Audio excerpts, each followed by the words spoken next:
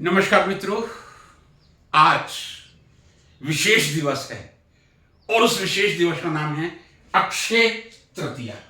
जी हां, भारतवर्ष में एक बहुत ही पवित्र दिवस के रूप में जो एक शुभ कार्यों के लिए, जिसको साधारण बोलचाल की भाषा में बिना सोचे समझे कोई मुहूर्त कहा जाए, जब आप किसी भी कार्य को बिना किसी तिथि समय वार के हिसाब से उसको अबूझ मुहूर्त कहा जाता है। और आज ये एक बहुत सुंदर दिवस अक्षय तृतीया का दिवस है। अक्षय तृतीया हर वर्ष वैशाख मास के शुक्ल पक्ष में, तृतीया नाम ही तृतीया है, अमावस्या के बाद जो तीसरा दिन तृतीया आता है शुक्ल पक्ष में, वैशाख मास की शुक्ल पक्ष में तृतीया को जो दिवस आता है उसको अक्षय तृतीया कहा जाता है। जी हां, शास्त्रों में इस बात का पूर्णतः उल्लेख है। अक्षय तृतीया का दिन इतना पवित्र है कि आज ही के दिन सतयुग का और आज ही के दिन त्रेता का प्रारंभ हुआ था, जैसा शास्त्रों में कहा गया है। अक्षय का मतलब होता है जिस चीज का कभी क्षय ना हो, जिस चीज की कभी नुकसान ना हो, हानि ना हो, क्षय ना हो, जो चीज सदैव प्रॉस्पेरिटी, वृद्धि की तरफ ले जाए, उसको ही अक्षय कहेंगे। इसीलिए भारतीय संस्कृति में आज के दिन दान पुण्य का भी बहुत महत्व है। दान पुण्य कहा जाता है, जो आप दान पुण्य करते हैं उसका अक्षय कभी क्षय ही नहीं होता, इतना आपको पुण्य प्राप्त होता है। ये एक माइथोलॉजी की बात कर रहा हूं। जहां तक बात करें, सुबह से आप लोग भी टीवी देख रहे हैं, मैं भी देख रहा हूं, और सबको मालूम है आज का दिन सोना चांदी खरीदने के लिए एक विशेष दिवस होता है। यदि मैं कहूं वर्ष में 2 दिन ही सोना चांदी की खरीदारी के लिए बहुत अच्छे हमारे शास्त्रों में बताए गए हैं। एक है धनतेरस और दूसरा है अक्षय तृतीया।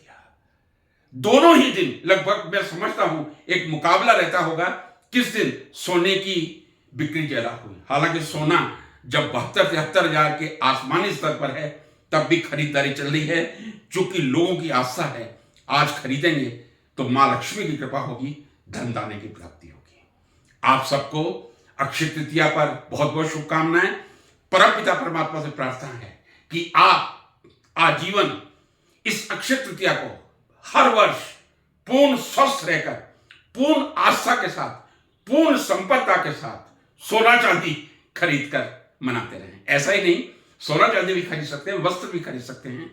इवन यदि आप नए मकान का मुहूर्त करना चाहते हैं, आपको कोई मुहूर्त देखने की आवश्यकता नहीं है, क्योंकि हमारी भारतीय संस्कृति में मुहूर्त बहुत ही एक पवित्र क्षण माना जाता है किसी भी काम के लिए। आप व्यापार शुरू करना चाहते हैं, आप कर सकते हैं। दूसरा, आज एक और दिन है। आज हम कहते हैं परशुराम जयंती है। जी हां, भगवान विष्णु के 6ठे अवतार भगवान परशुराम जी ने आज ही के दिन जन्म लिया था। आप सबको मालूम है भगवान परशुराम जमदग्नि, उनके पिता का नाम जमदग्नि और माता का नाम रेणुका था।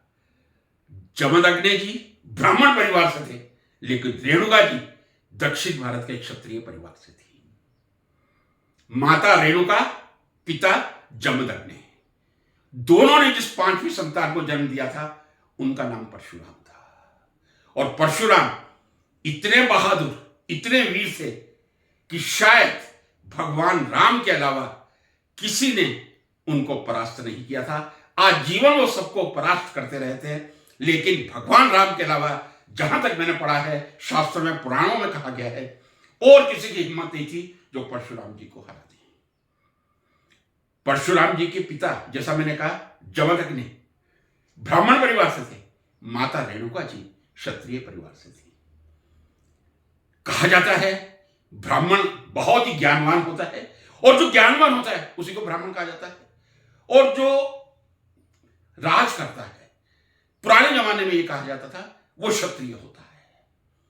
तो देखा जाए तो जीन्स तो उनमें ब्राह्मण के भी थे, क्षत्रिय के भी थे, लेकिन उनकी शूरवीरता को देखते हुए ऐसा लगता था जैसे क्षत्रिय गुण उन पर अधिक प्रभावी हुआ था। कई तरह की बातें की जाती हैं, शास्त्रों की बातें हैं। आज मैंने ये अवसर ढूंढा है जब मैं सबसे निवेदन करना चाह रहा हूं, हम अपने ग्रंथों को पढ़ें, बहुत सम्मान दें। मैं तो यहां तक कहता हूं कि यदि एक पंक्ति कहीं लिखी हुई है या अखबार का एक टुकड़ा कहीं पड़ा हुआ है, उस पर आपका पैर स्पर्श हो जाता है, चरण आपका स्पर्श हो जाता है, तो आपको सरस्वती से माफी मांगनी चाहिए, क्योंकि सरस्वती से पवित्र इस दुनिया में कोई चीज नहीं है। यदि गलती से भी मेरे से अखबार पैर पर टच हो जाता है, मैं तुरंत उठकर माफी मांगता हूं, मां सरस्वती से माफी मांगता हूं। जब हम हर अक्षर को मां सरस्वती का स्वरूप समझते हैं, तो शास्त्र जो ज्ञान के अपार भंडार हैं, वो तो हमारे लिए परम पूजनीय है। परम पूजनीय मैं आपसे कह रहा हूं, शास्त्रों से बड़ा, हमारे धार्मिक ग्रंथों से बड़ा समाज में कोई ग्रंथ नहीं हो सकता। किसी विषय वस्तु का तो नहीं हो सकता, मैं कह रहा हूं रसायन शास्त्र का भी नहीं हो सकता। जो रामायण की महिमा है, जो गीता की महिमा है, जो पुराण की महिमा है, जो हमारे 4 वेद की महिमा है, अपरंपार है। उनका मुकाबला ना कल था, ना आज है, ना आगे होगा। पवित्रतम ग्रंथ, दुनिया के पवित्रतम ग्रंथ मैं कहूंगा रामायण, गीता, महाभारत, 4 वेद, 18 पुराण। लेकिन कई बार मैं आजकल जब भी कोई ज्ञानी पुरुष मिलता है, उससे अपने शास्त्रों के बारे में चर्चा जरूर करता हूं। परसों ही एक बहुत ही प्रबुद्ध, मेरे पुराने बड़े भाई समान व्यक्ति से फोन पर वार्ता हो रही थी किसी चीज को लेकर, तो उनके सामने में मैंने ये प्रश्न रखा था। आजकल एक नई जिज्ञासा मन में पैदा हुई है। 2 चीजें हैं हमारे सामने, बहुत अब स्पष्ट आ जाता हूं, नहीं तो लंबा होगा ये वीडियो, लंबा कोई पसंद नहीं करता। भगवान राम बड़े या रामायण बड़ी? आप सोच रहे होंगे ये कैसा मूर्खतापूर्ण प्रश्न कर रहा है। मैं कह रहा हूं रामायण बड़ी या भगवान राम बड़े? उत्तर देना बहुत मुश्किल है। रामायण को मैं बड़ा कहूं, मैंने अभी कहा कि शास्त्रों से पूजनीय तो ज्यादा कुछ है ही नहीं, और भगवान राम जैसा मर्यादा पुरुषोत्तम ना पहले कभी हुआ था, ना भविष्य में कभी होगा। किसको बड़ा कहें? लेकिन भगवान राम की आस्था में कोई कमी नहीं आनी चाहिए, यह मैं व्यक्तिगत तौर पर निवेदन कर रहा हूं। शास्त्रों का भी सम्मान होना चाहिए, लेकिन शास्त्रों का जब हम अध्ययन करें पूर्ण निष्ठा के साथ, तब उसको केवल एक धर्म ग्रंथ के रूप में ना पढ़ें। हम उसका वैसे ही पाठन करें जैसे हम सिलेबस की किसी पुस्तक को पढ़ते हैं। हाथ जोड़ के आपसे विनती कर रहा हूं, बहुत अच्छी बात है यदि आप सुबह रामायण का एक अध्याय पढ़ते हैं, गीता का एक अध्याय पढ़ते हैं। रामायण का तो कांड कहना चाहिए, कोई कांड पढ़ते हैं या गीता को अध्याय पढ़ते हैं, बहुत अच्छी बात है। लेकिन और उस गीता रामायण को केवल धार्मिक पुस्तक समझ के नहीं, अपितु एक तार्किक, भगवान राम के मर्यादा पुरुषोत्तम स्वरूप में कोई तर्क नहीं हो सकता, वो तर्क से पढ़े हैं। लेकिन प्रश्न वही उठता है मेरे दिमाग में, आप सबके सामने रख रहा हूं, कमेंट बॉक्स में लिखिएगा। भगवान वन में गए थे, भगवान राम दशरथ की आज्ञा का पालन करते हुए जब वन जा रहे थे, लक्ष्मण भी पीछे चले गए थे, सीता भी चली गई थी।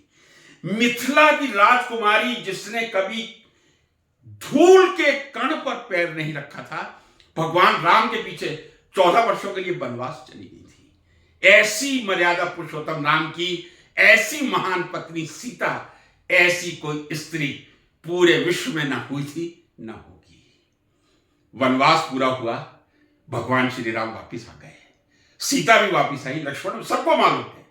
भरत विलाप हुआ, जब राज सिंहासन संभाला, एक धोबी कहता है, अरे ये कैसा राम है जिसकी पत्नी इतने दिनों तक एक दूसरे पराये मर्द के घर में रही थी, उसको इसने स्वीकार कर लिया। अब हमारे शास्त्र क्या कहते हैं, जरा मैं ये आपसे निवेदन करना चाहूंगा।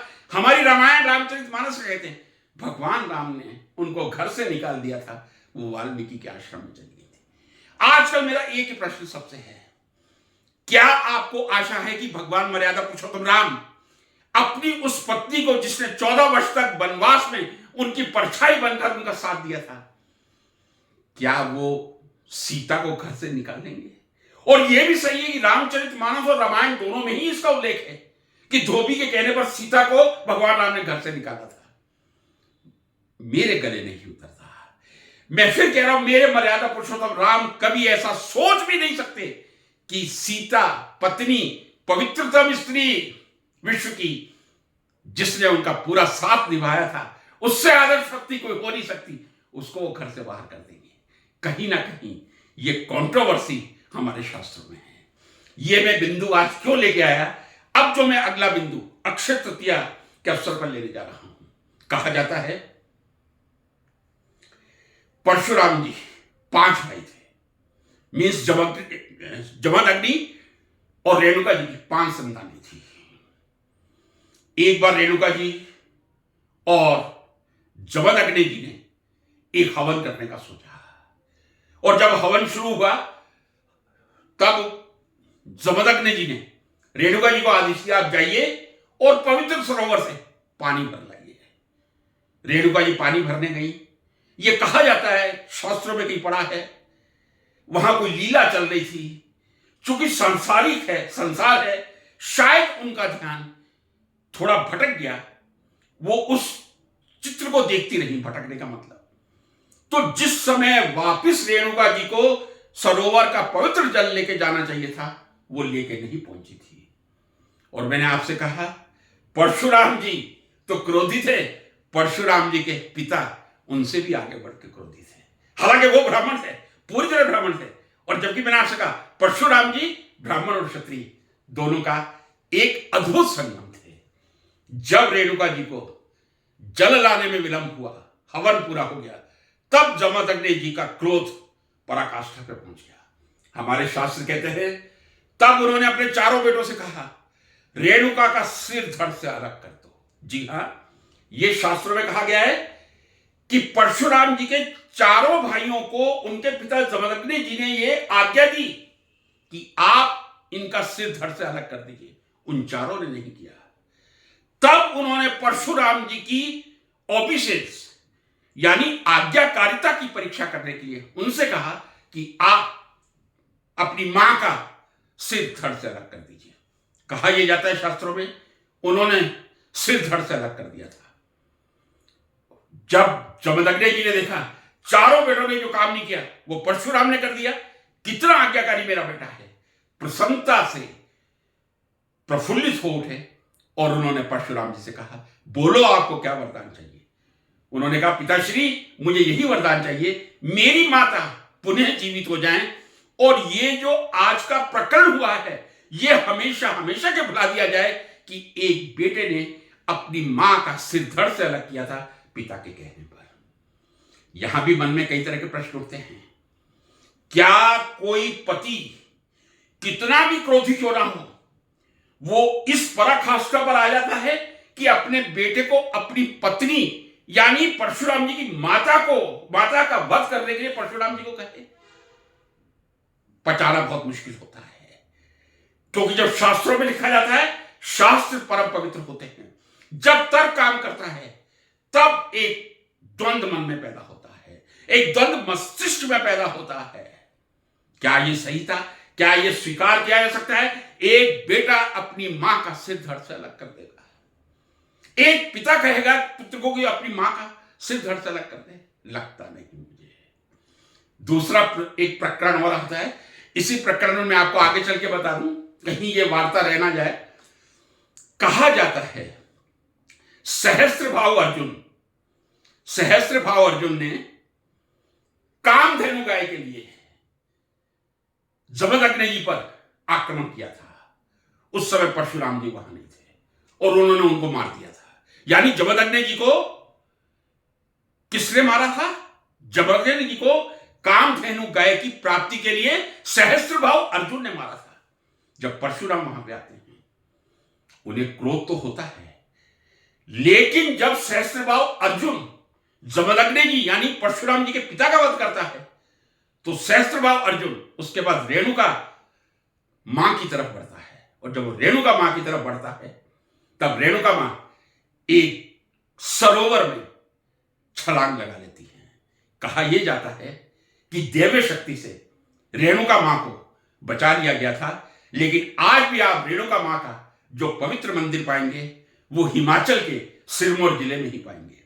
चंडीगढ़ से लगभग 150 किलोमीटर की दूरी पर जी हां रेणुका माता का मंदिर है। और वो जो रेणुका झील है वही झील है जहां मां रेणुका ने सहस्त्रबाहु अर्जुन की कुदृष्टि होने पर छलांग लगाई थी और पुनः उनको जीवित कर लिया गया था। दूसरा प्रकरण आता है, परशुराम जी बहुत क्रोधी थे। क्रोध कितना भी क्रोधी क्यों ना हो, मैं आपको बताऊं, क्रोध अपनी जगह है और हत्या अपनी जगह है। दोनों एक दूसरे से बिल्कुल अलग हैं। यह माना जाता है कि क्रोधी इंसान क्रोध में आकर किसी की हत्या कर सकता है, लेकिन जो जितना क्रोधी होगा वो इतना ही अहिंसा का पुजारी होगा। ये मैं आपसे कह रहा हूं, जितना क्रोधी होगा वो इतना अहिंसा का पुजारी होगा, क्योंकि वो अपनी भावनाओं को जब क्रोध में बाहर निकाल लेगा, वो 10 बार कहेगा मैं तुम्हारा वध कर दूंगा, तब उसमें वध करने का वो साहस नहीं बचेगा, क्योंकि कहीं ना कहीं उसके मन में अहिंसा का स्थान होगा। कहा यह जाता है परशुराम जी ने 21 बार इस पृथ्वी से क्षत्रियों का समूल विनाश किया था। ये जो शास्त्र कहते हैं, पुराण कहते हैं, हमारे वेद कहते हैं, 21 बार परशुराम जी ने क्षत्रियों का इस पृथ्वी से समूल विनाश किया था। हो सकता है कुछ क्षत्रिय राजाओं की अहंकार सीमा से परे चली गई हो सकता है उनके अत्याचार सीमा से परे चले गए, मैं मानता हूं, लेकिन 21 बार, और वो भी उस युग में, क्या आप समझते हैं कि यह घटना सत्य हो सकती है? क्या 21 बार समूल क्षत्रियों का नाश हो सकता है? वो भी परशुराम जी कर सकते हैं, जो विष्णु भगवान के छठे अवतार हैं। शायद मैंने शुरू में बताया नहीं बताया, विष्णु भगवान के छठे अवतार जो हैं वही परशुराम जी हैं, और वो 21 बार क्षत्रियों का वंश करेंगे, 21 बार क्षत्रियों का वध करवाएंगे, वध करेंगे। अपनी पत्नी मां रेणुका का वध अपने पुत्र परशुराम जी से करवाएंगे। कहीं ना कहीं शास्त्रों में एक तार्किक अध्ययन की आवश्यकता है। मुझे पूरा विश्वास है इस पर अनेक रिसर्च हुई होगी, लेकिन कहां से रिसर्च प्राप्त की जाए यह बहुत मुश्किल है। जब आप किसी ग्रंथ को पूरी तरह समर्पित भाव से, धार्मिक भाव से पढ़ेंगे, तब धार्मिक भावनाएं आपके हृदय में स्थान ग्रहण करेगी। मैं फिर कह रहा हूं, पूरी तरह समर्पण करके धार्मिक भावना से आप ग्रंथ को पढ़ेंगे, धार्मिक भावनाएं आपके हृदय में स्थान ग्रहणेगी। यदि आप तार्किक रूप से एक बुद्धिजीवी के रूप में पढ़ेंगे, मैं बुद्धिजीवी शब्द का यहां उपयोगी, एक विद्यार्थी के रूप में तर्क लेते हुए किसी ग्रंथ का अध्ययन करेंगे, तब विचारों का द्वंद्व जरूर आएगा। मैंने पहले ही आपसे कहा था, सरस्वती का एक अक्षर हम लोगों के लिए परम पूजनीय है। यदि किसी वेस्ट पेपर पर भी पैर जाता है तो हमें अंतः मन से, प्रत्यक्ष रूप से ऐसे ना करें, लेकिन अंतःकरण से सरस्वती से माफी मांगनी चाहिए। तो मैं सरस्वती का पुजारी हूं, और सरस्वती से बड़ी दुनिया में कोई पवित्र वस्तु नहीं है। लेकिन आज के टाइम की जो मैं सबसे बड़ी आवश्यकता मानता हूं, हम धार्मिक ग्रंथों का अध्ययन कृपया तार्किक रूप से करें। केवल कर्मकांड के रूप में प्रातःकाल गीता का एक अध्याय या रामायण का एक कांड पढ़ के उसकी समाप्ति ना कर दें। जब आपके पास समय हो, दोपहर को 2 बजे, 3 बजे, शाम को 4 बजे, शांत भाव से इन ग्रंथों को पढ़िए और तार्किक विश्लेषण कीजिए, ताकि एक सत्य सामने आए। और हम जिसलिए जी रहे हैं, सत्य को जानना ही हमारे जीवन की सच्चाई है। यदि हम सत्य जान जाएंगे, वास्तविक रूप से इन सत्यों को पहचान लेंगे, हमारा जीवन सार्थक होगा। नमस्कार, एक बार पुनः अक्षय तृतीया की बहुत बहुत शुभकामनाओं के साथ मैं प्रोफेसर सीपी भसी आपसे विदाई लेता हूं।